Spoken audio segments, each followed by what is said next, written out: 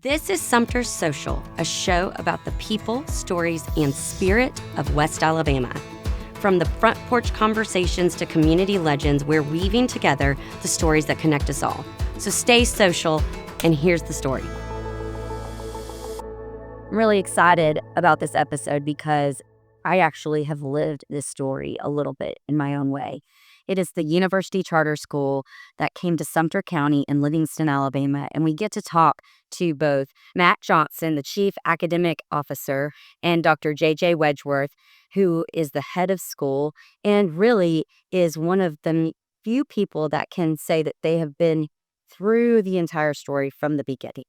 And so I think you're really going to like some of the fun little behind-the-scenes moments that they share, and you're going to really be encouraged that there is so much positive change going on in Sumter County, and I believe that UCS is a great example of that recent history that we've been experiencing. So here's my conversation with Dr. J.J. Wedgeworth. Okay, so we want to know about your personal story and how someone with a PhD in molecular biology Close, someone who doesn't have an educational background ends up being the head of U.S. News and World Report's #1 charter school, elementary school in Alabama. Yeah, so a very non-traditional path. You can say that is very true. My friend Justin Smith that I spoke about earlier that was on the board, he was kind of leading the charge from the university board perspective and was holding a group meeting to explore the feasibility of a charter school. I was a young mother at the time. We had had some offline conversations about school options for kids, and he knew I was passionate about it. And so he reached out to me. I was working in the grants office, in the Office of Sponsored Programs. He reached out to me to do some research on sustainability and funding models for a charter school. And so I did some homework, prepared a presentation. He said, I want you to come, talk at this meeting and give this report as we decide what we're going to do. At this time, it was just talk. Like we were just exploring what the most sustainable option was. And so I said, sure. And you know how that goes. One thing leads to another. When you go to a committee meeting and they like what you have to say, then all of a sudden you're a part of the committee. And then the next thing you know, you're chairing the committee. And then one thing leads to another. So that's sort of how that happened. I presented to that committee. I did some research for them. I was passionate about it. They could tell. And so they asked me to join the committee. So I did. When that committee became a charter school application team, I chaired that committee or co-chaired that committee with a colleague. And then we drafted the application together, took it to Montgomery, defended it, took it to Washington to try to get some funding. And came time to hire a school leader. At the time, I was positioned to be on the board, the school board. That was going to be the plan. Some of us that had worked on the project were going to be the founding board members. We were going to hire a school leader, someone with K-12 school experience. We started looking and received just some initial feedback that they thought it might be really hard for someone not local to Livingston to sell this project going forward, just with it being new and change is hard in a small community. And I assumed they were looking for some familiarity. And Dr. Tucker asked me one Friday afternoon in July, I'll never forget, what I consider being the school leader. And my gut reaction was absolutely not. There has to be someone more qualified. I don't know anything about running a school or managing a school. I was really a faculty member by trade. And so anyway, I thought about it over the weekend. He wanted me to give it serious thought. Of course, Justin called and nudged me after that. And I just prayed about it. And my husband said, you know what? You'll never get an opportunity like this again. You know you can do it. If you work hard enough, you may not have the skill set, but you definitely have the passion for the project, and that'll be the hardest part to train in someone else. And so I said, you know what, why not? So here we are, 7 years later. It's the best decision I ever made. It was a very scary decision, one that I was not 100% confident about, but I learned a lot from that experience, when people believe in you, and it really gives you some opportunities of a lifetime. So I've tried to pass that forward on people that work for me and people that I manage and make sure that I give them opportunities to do things that are outside of their comfort zone, especially when I see potential in them, because I think that those experiences really shape who you are and shape your life. And it has definitely been a huge, huge blessing. So Lots of work. lots of work. That's right. Those first few years were really tough, but it gets easier as time goes on. It's still a lot of work, but it's very rewarding. So Absolutely. And you're able to, through this, bring some awareness to Alabama and to our area. And one of the cool opportunities you guys had was to bring the Today Show on campus. yes. And it is an odd topic to talk about integration of schools in Yeah. the 21st century. And they focused a little bit on that. And I thought it was really cool to hear that school choice was the reasoning behind bringing this to our area. It had nothing to do with any kind of racial perspective other than there were parents of all race and ethnicity that wanted the best for their kids. Mm-hmm.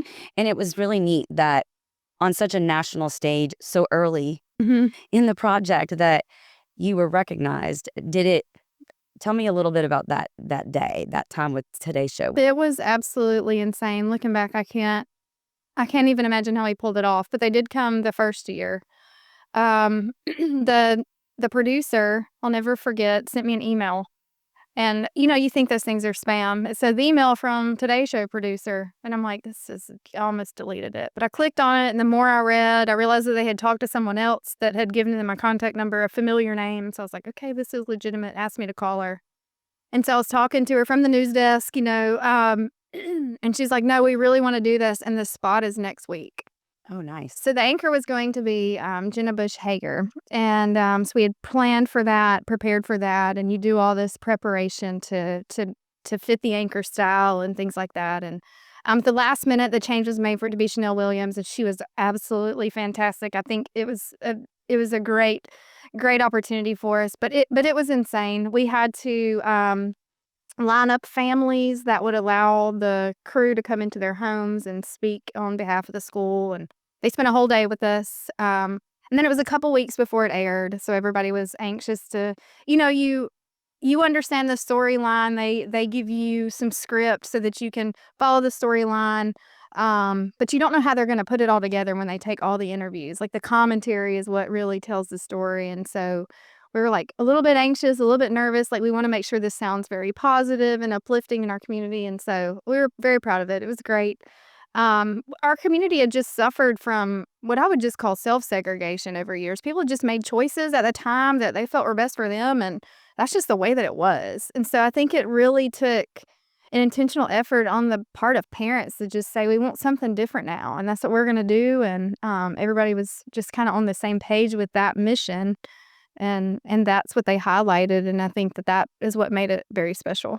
Well, I know it's probably going to be, especially now, this was years ago, but Yeah. when they ask those kind of questions, you're like, what is this going to look like Yeah. on TV? And you don't want people to see it as a mockery of Alabama and the South. You would want them to see it as people want to make things different and they want to improve their communities. And it's not about who you are, but how good we can help you become. And I think that was really well presented. And one of the things you said in that interview was you wanted to be able to bleed it all out into the community. And so one of the things I was wondering is, from then to now, where do you see that you have really made the most impact for just the West Alabama region?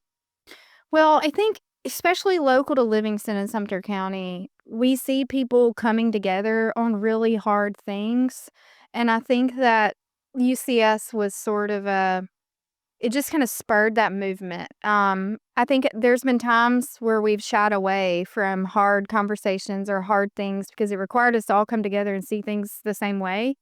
And I think we're just learning as a community that it's okay. You may not feel the same way about it, but we can still come together on this one thing, and we can work hard to make something happen. So, like we see that in all facets of our community now, whether it be your youth sports leagues or your churches or your community affairs or your schools. I mean, we see that, and so that's been great. We've seen an economic impact in our community, and so if you look at the real estate market in and around, I don't think it's just UCS, but I definitely think it has helped. And so it has also helped our economic developers to be able to sell our community and our county and our region in a different way. When you have a high performing K-12 school, industries that are looking to relocate in your area, look at them more favorably because their employees will have somewhere quality to send their kids. So their workforce is taken care of in that way. And so I think over time, we'll continue to see that impact codify a little bit more and see that in our industry partners that are in our community as well. So One of the things I also do look at is that what you have done here has been really encouraging to neighboring communities. Demopolis is in conversation about a new school. I've heard that we're looking at something connected to Stillman as a charter school. Charter schools are kind of popping up all over Alabama, and a lot of people don't understand what that is. And typically, I think because of what it is in other states, it's seen negatively. What do you want people to know about the charter system and the good that it does for our state? yeah, I think it's all rooted in school choice. It's all rooted in parent choice. Whether you're choosing a residency model school like they're putting in Demopolis or a charter school or a magnet school or whatever type of institution you may be choosing for your student, voice and choice is very important when it comes to families, and quality is very much driven by competition. And so I think that this school choice movement is very new to Alabama. The legislation is very new. We started with charter schools in 2017, but now we're seeing some different programs. We're seeing, savings accounts and things like that that are moving toward promoting this holistic movement of school choice. And so I think it's parents see it in other states. They see it being successful. They see it increasing the quality of all options. And when parents have more high quality options, you see your communities thriving. And so I think it's just all rooted in that school choice movement. So we talked a little bit before we got started because I blindsided everybody with this question. But you're a lifelong resident in Mhm. Livingston. And I think that's really unique because, not unique, but it's really impressive because a lot of people who see Livingston from the outside in don't understand Mhm. um, the quality of life it can bring to a family and even to young couples. And so you've been here a while. Mhm.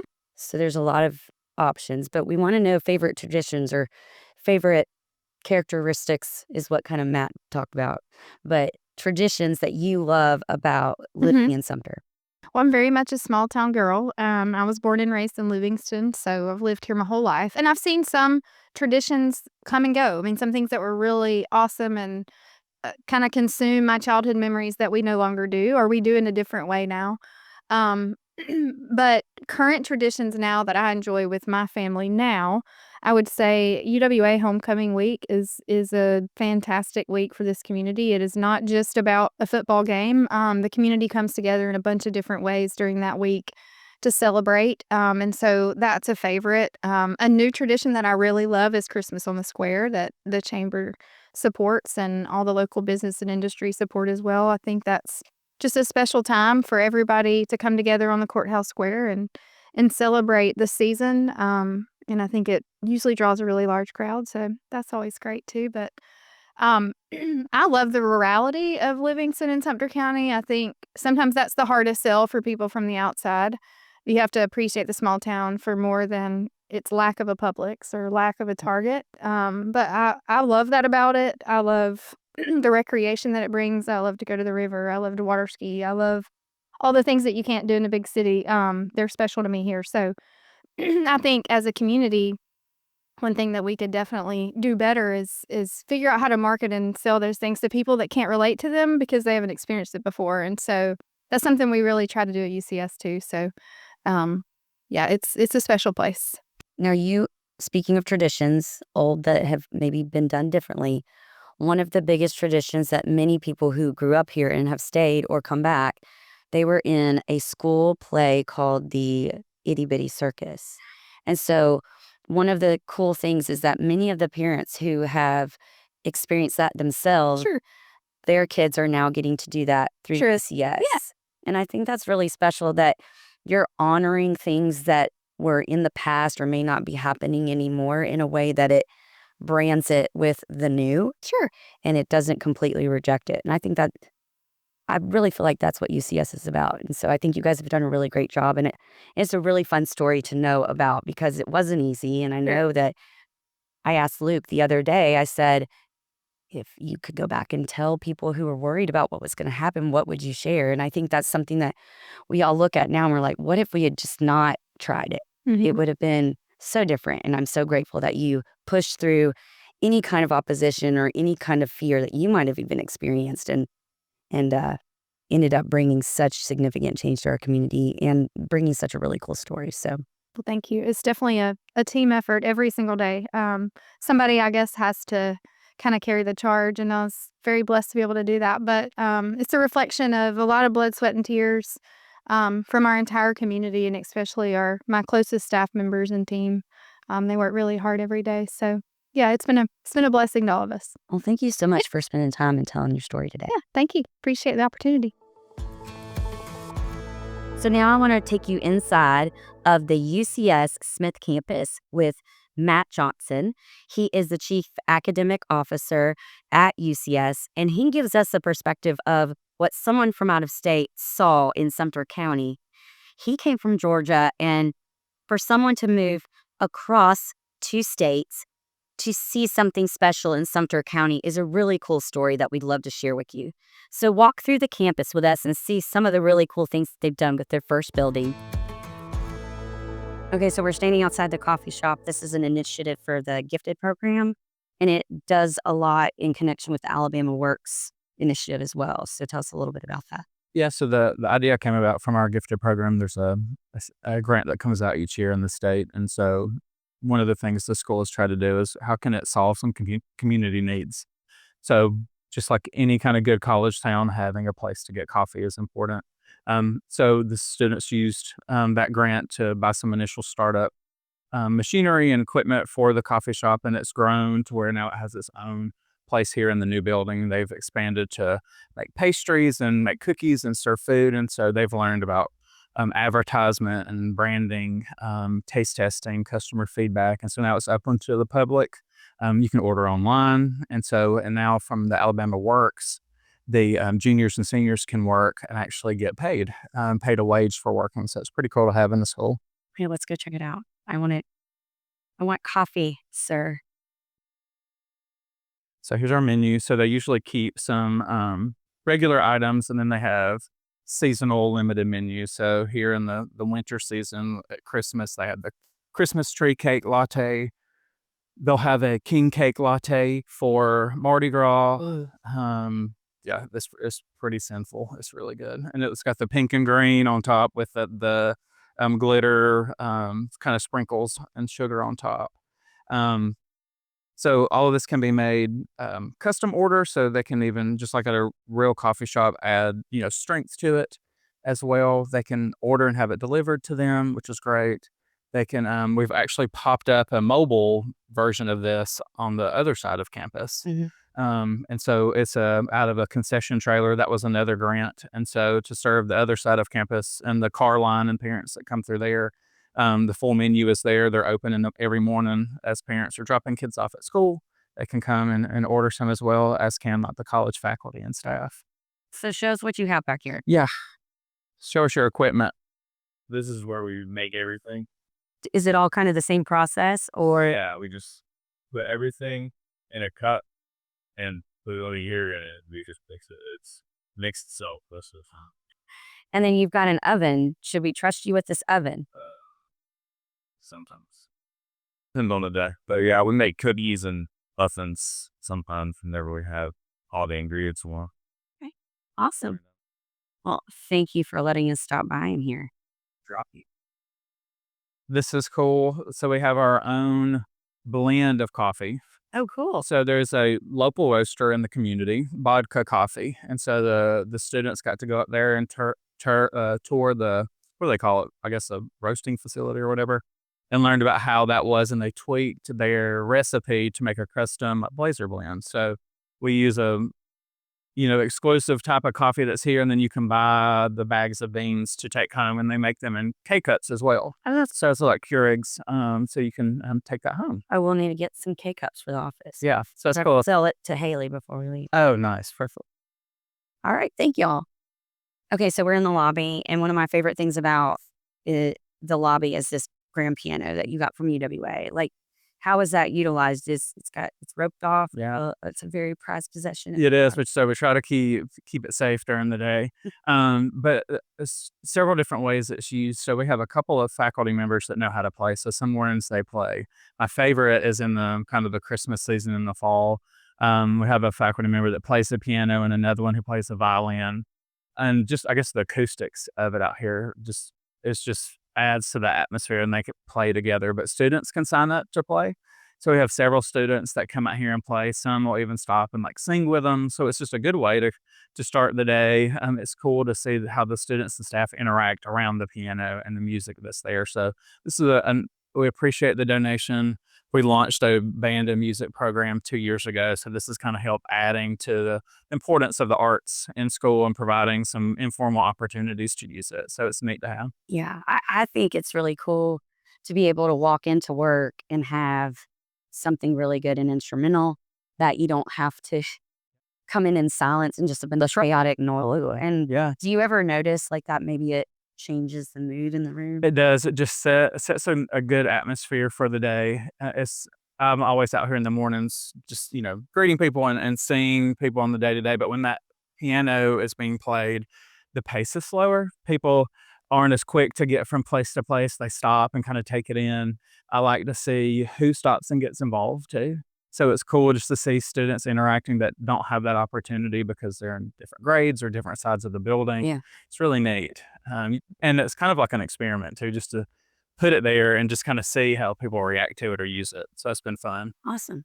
Okay, so you're the curriculum director. Chief Academic Officer is So like you the do title. so much more than just curriculum. When you first started, you were brought in from Georgia. Why would you want to relocate to Livingston, Alabama? A lot of people get that question when they come from out of state. Yeah. But you chose to relocate and be part of the school. Why? I was really drawn to just the synergy UWA was trying to really kind of instill in the community. Being a school leader and a school teacher in Georgia, I understand just how important a quality school is to a community. From a small area, so this was not that big of a change in terms of its size, but realizing even more in a small community that school is a lifeline. So I was really drawn to what the community was facing and how they were trying to solve it with a high quality school. I was a elementary administrator at the time and had been a high school teacher, so I had some cool insight across K-12, but I often got kind of defeated with tradition. And this is the way we've always done things, and it's so hard to break from that. So I really liked the opportunity of starting something from scratch. And not that I had all the answers, but I was very clear on some things we shouldn't do and some things I wish we could do that just years of tradition and bureaucracy had kind of gotten in the way. So part of it was that kind of challenge, but also being able to be part of something that was going to make a place better than it was. It just felt like there was a lot of meaning and potential that was there, and just felt really convicted to be part of it. And so it was a no-brainer then for our family to move and to invest in the area and to be part of something that my children could go to as well. That's really proud as well to know that not only am I impacting the community, but my kids at home too. So you said something really interesting that we hear a lot is that it's how we've always done it. Mm-hmm. And that is something that I think any organization or any town struggles with when they're trying to make change for the better. And a lot of people can't see what the better is. They think what they have is plenty. And so what would you say over the 7 years and more with your investment of time from beginning to now, what are the things that have made it better that you think are so valuable that have changed the landscape of Livingston in Sumter County? Usually you see a school and its community don't coexist. Mhm. Kids go to school, what they learn in school has little application or relevance outside of school. The community and people don't know what's happening in the school. They don't know how to get involved. They're working in separate worlds. So I think one thing that we've really tried to emphasize, and there's been evidence of success here, is just the importance of school and community working together. So the coffee shop, for example, just those small opportunities to invite the public in. Our educational model of a place-based education where what students are learning in class is relevant and to the lives that they lead and the region and state that they live in, and that they have opportunities to have community impact. So I think those are some things that tradition normally prohibits or is harder to do. But I think here the community knows what's happening at school. I think that's really cool. We got to talk to some students, and we're going to get to hear from Luke Goldman in a future episode. But he was sharing with me how it's really it was a college town, and now it's a school town, like it's a high school town. And he feels like everybody circles around the school. What are some of your favorite stories that you like to tell people about your time here at UCS? Best memories. Best memories. I would say some of the early memories where we didn't really have a lot of success, really hadn't established ourselves. That first year, there was a lot of who we want to be and what we want this to look like, because teachers and students were coming from so many different schools and nobody had ever worked together or gone to school together before. So I think there was just a lot of um, planning and dreaming that first year about what do we want this to look like? What does it mean to be a trailblazer? We were just pre-K through 8 at the time. So what's it going to look like to graduate from here? What do we hope this looks like in 10 to 15 years once it's built out? And so I think that where we are today is really grounded in some of those dreams and wishes. We did a lot at the beginning of stakeholder engagement and student engagement with, what's our mascot going to be? What are our colors going to be? What is our alma mater going to be? What is our motto? What is our mission? And so all of that just kind of collaboration and synergy at the start, I look back on and enjoyed that. It was a much smaller group. There were 24 faculty members. Now we have 110. There were 290 students. Now we have 750. So, we've grown exponentially, but like that core group at the start of just laying some hopes and dreams, I often think back to think about where do we get it right? Where are we still and trying to improve and solve for? I think some other proud memories too. We've been able to accomplish a lot in 7 years. This last year, we were ranked 9th in the state for our early literacy data. So 98% of our K through third graders are reading on grade level. Awesome. And we know how important that is if you can't read or learn to read early on, school just becomes more and more challenging. And being in a poor rural area, that type of achievement is not found a lot. And we're even above some of the affluent schools and city schools. We've become a state and national school of character just in our work with youth development and culture and climate and inclusivity, and to be recognized nationally for that. We're just one of 2 schools in Alabama the last few years to get that. But to be such a young school, we're nowhere close to where we want to be, and we're nowhere close to, kind of putting cruise control on. So it's been great to get those accolades early on for some payoffs of the hard work that people are doing, and to see like we're getting something right and we're heading in the right direction. So there's a lot more we want to achieve, but those early accomplishments and recognitions have kind of kept kind of refueling the work, because to do things differently is hard. And I always say that all the time, that if this work was easy, we really probably wouldn't be here, because other schools would look and feel a lot different. There wouldn't be the need for school choice. And so our work is really hard, and it can be really defeating, and you can get burned out really easily. So getting those kind of recognitions reminds you of what you're working towards, and that the hard work does have a payoff. You think the fact that you were saying you're not on cruise control yet, you think that the future opportunities that you can continue to refine and change, it keeps your work more interesting? It's not monotonous and you're not I'm still just doing the same thing? Right, absolutely. And so sometimes that's a double-edged sword of there is a reinventing of the wheel that happens each year because we're not built out, especially like on the high school side. So we're still adding, 2 or 3 teachers a year at those levels. So the schedule can't look the same. You have to adapt. So in some parts, it's we're having to change so much because we're growing and because we're not built out yet.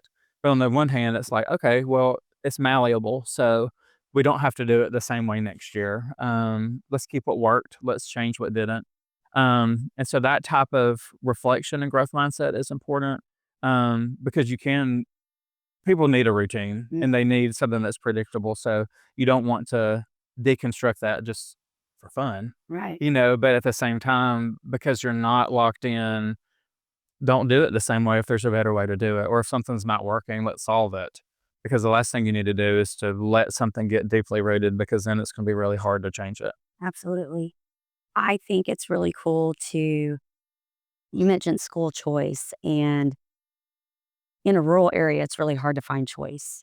And then when you do have choices, it may not be what you wanted. And do you feel like, what's the feedback and the sense from parents that have come to this school probably hesitantly in some cases, or uh, because that's just kind of the only option they thought they might have? What is the sense you get in change over the 7 years of the mindset of the people that are attending the school, these parents of these kids, and what their feedback is, Yeah. the work that you're doing? At the start, it was, we just hoped people showed up, Mhm. because, you open your doors and you have an interest form that people say, yeah, we'll come, but you really don't know who's going to show up. And they really didn't know what they were getting at the start, especially what high school would look like. Right. Even that first year, they saw how we were trying to play school in pre-K through 8, but as our kids go into high school, that doesn't exist yet. So what in the world is this going to look like? Or as that has built out, how do you get kids to want to come over? Because they're more locked into their friends and their sports and their activities. So it's hard then for them to give up those things. So parent and stakeholder feedback has been very important of, are we building this to serve your needs and wishes the best? You're not ever going to please everybody. I think at the start, it was, I want to know my kid's safe. Mhm. I want to know that there's good teachers there. Good teachers, as they are here for the kid.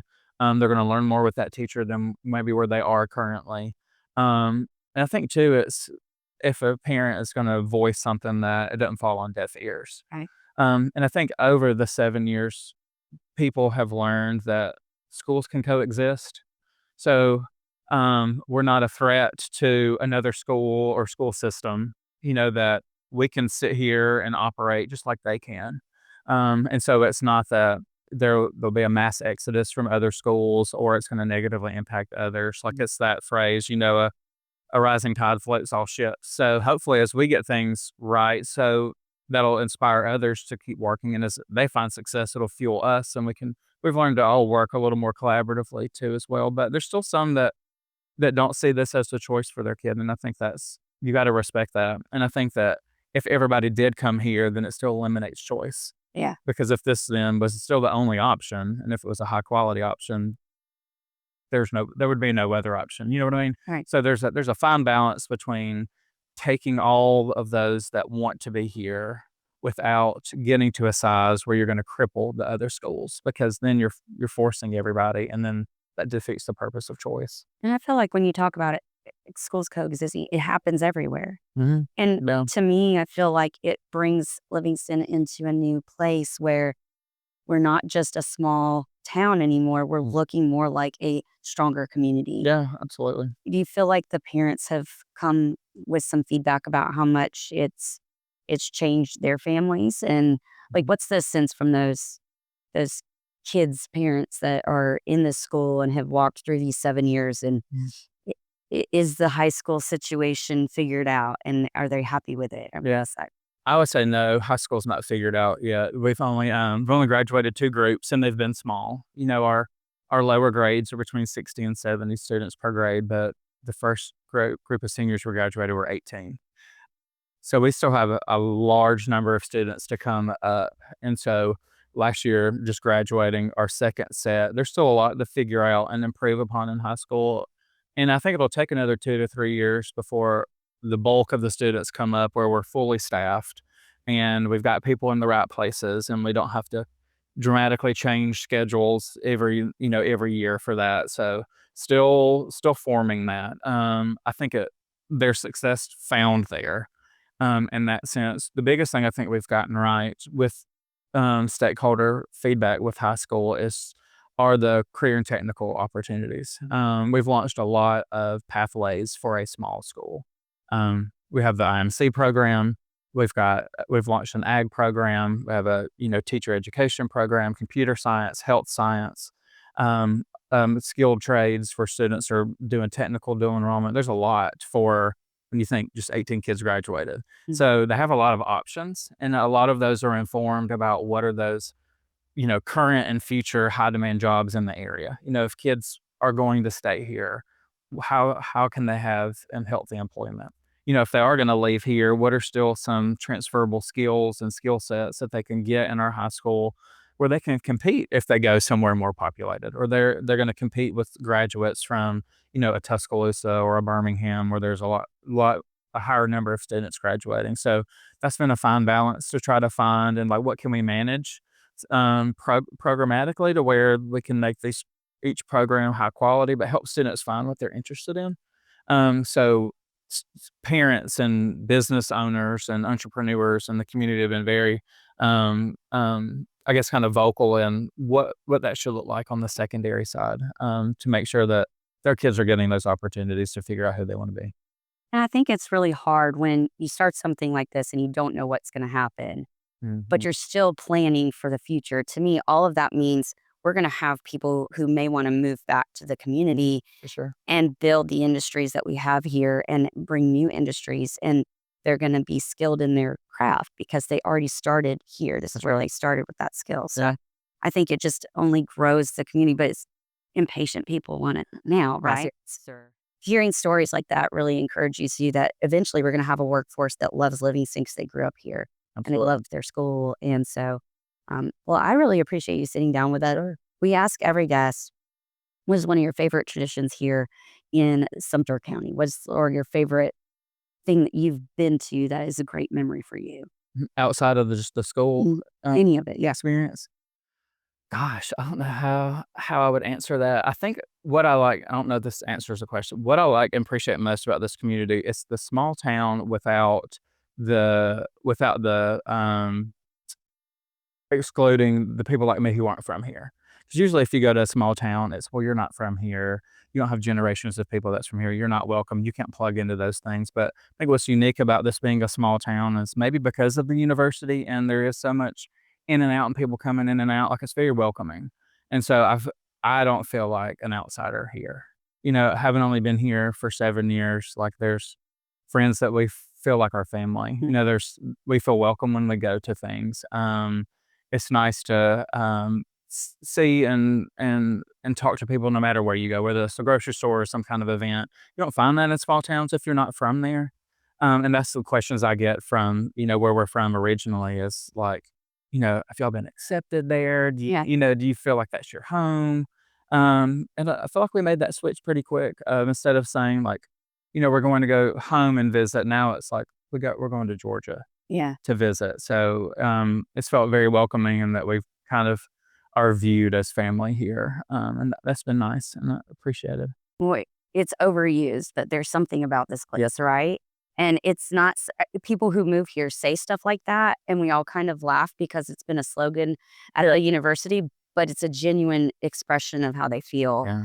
And I can have the same perspective. We moved from Georgia 11 years ago or so, and it definitely does feel like it is a challenge to be an outsider, but Mhm. if you plug in and you accept this where I'm going to be forever, you become family to the point where it's like, you really want us to stay here? Like, Yeah. we won very few games, right? Or we aren't really that special, right? That people are like, you Yeah. can never leave. And so I think that's really cool that people are like Yeah. here. And like the other motto, like, do something that matters. So Jesse and I, when we met because we were both high school teachers, is how we met originally at the same school. And then we worked, for 6 or 7 years, and we're getting really frustrated, and we just thought, we're not doing anything that matters Yeah. in what we were doing. So to answer like one of your first questions about why would you come here, like, we wanted to do something that mattered. And so when I came here for the interview and I saw that like on the light poles, I kind of got chills. Like, Yeah. there's something about this place, but maybe this school, this vision that they have is something that's got meaning, and like all this hard work that we're putting into planning and leading schools can actually be fruitful.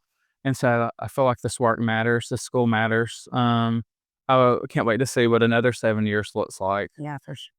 But I think that's made some meaningful change already, and that's exciting. I remember she had told me that, like, you felt like you needed to do something that mattered, and when you first visited, you saw that banner.